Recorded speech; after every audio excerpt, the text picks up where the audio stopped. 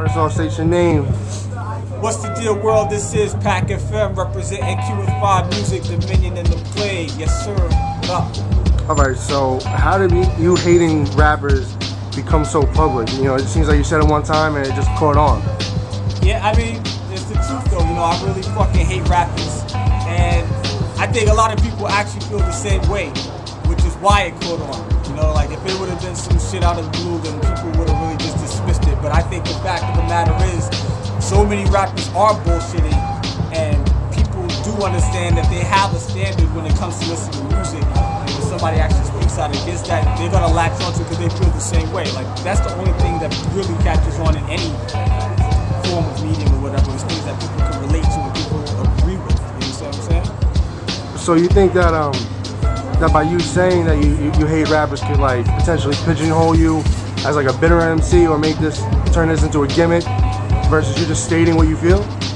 No, I mean, people are gonna say that, people are gonna think that regardless. They're gonna think that it's a gimmick, they're gonna think that I'm hating, they're gonna try and pigeonhole me in.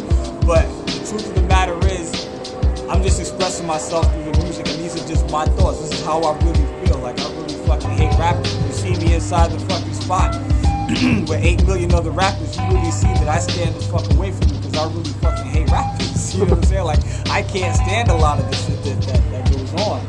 So, a lot of people may not understand that because in the past, when anyone speaks out against rappers, it gets seen as, alright, he's hating.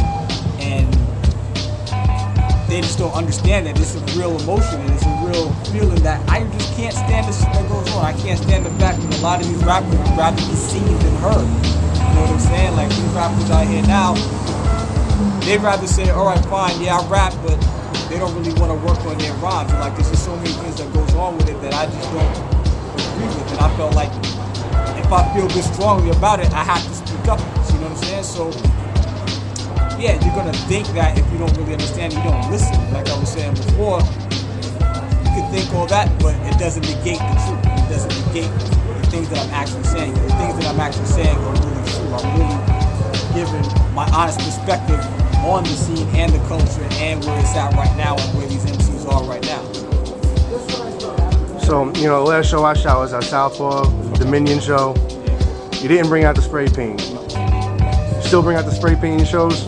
Yes, whenever it's a PackFM show, you will see the spray paint. I don't do the spray paint for the Dominion shows because that's an entirely different entity. But when it comes to PackFM, everything I do has graffiti incorporated into it. You know what I'm saying? Like, I was doing graffiti way before I started rapping. I was doing that when I was just a little kid, writing on my desk and writing on the walls on my block and shit, and that just grew into something else. And I felt like everything I did had to have a part of that element in it, because if it wasn't for that, I probably wouldn't have got into rhyming the way I did, you know what I'm saying? So, I do my own graph for all my own videos. All my videos have graffiti in it, and you'll actually see me in it. Like, I'm not the type of dude who hires somebody else to do the shit just to make it look pretty. No, I'm nice. I'm just as nice at the graph shit as I am with the rapping shit. You know what I'm saying? I went to an art school with like some of the best graph writers in the city. You know what I'm saying? I roll with some of the legendary cats. So I'm very deep rooted into the graffiti culture, and I'll always be in that culture. You know what I'm saying? I still go tagging every now and then. Like, you just can't kick that type of shit. I still do my shit every time I got a pen. The only time I use a pen is to write my name. That's about it. You know what I'm saying? Yeah. So yeah, it's always going to be there. Next PackFM show, you probably will see some click-clack spraying if the time allows me to, you know? Yeah, so you went to art school and we're doing graffiti in art school. I remember I had a 3D design professor years ago. Who saw me sleeping in his class? Nah, who said like if anybody mentioned graffiti as an art form, they get an F.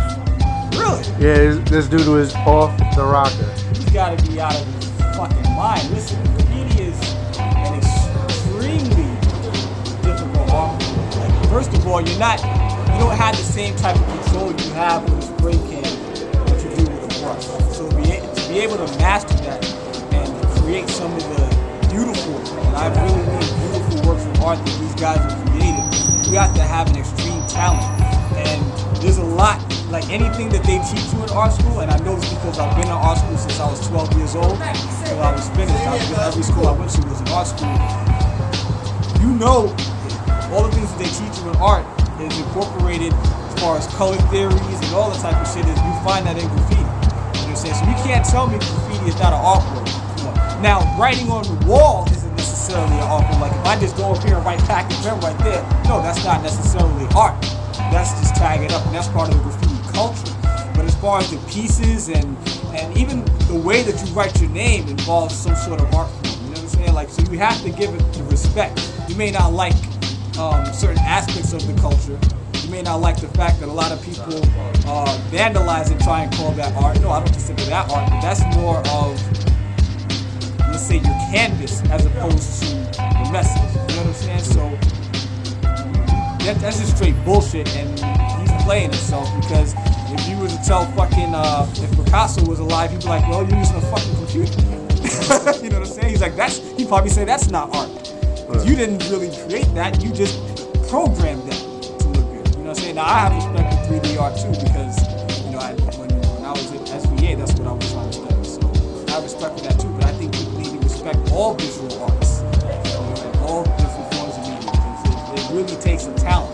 You know, that's one of the, like, visual art is probably one of the purest talents, because there is no denying that. You're looking right at it. You know what I'm saying? So who are some of the graffiti writers that you look up to?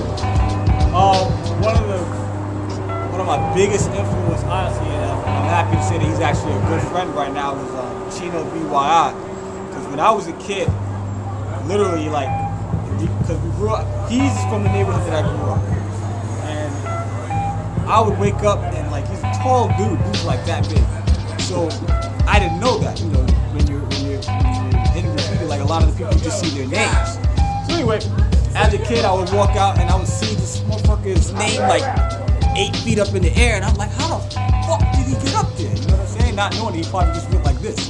You know what I'm saying? But like, I just watched him go around. And there's a lot of other cats as far as like pieces. Like I was really big into Dandi. Really, another big influence of mine as far as like doing pieces is cking. Terrible cking is like insane with his art. You know what I'm saying? Like, so those are the 3 people that really influenced the way I do graffiti. You know what I'm saying? Like as far as my hand styles, my piece styles, my throw-ups. I got taught how to do throw-ups by TKA. I don't know if anybody remembers him, but he used to we had art classes together. We were in high school. He taught me how to do throw-ups, you know, like, so there's a lot of people who influenced me, you know. The album is called I Fucking Hate Rappers. It's not a gimmick, it's not a game, it's not something, it's not me hating.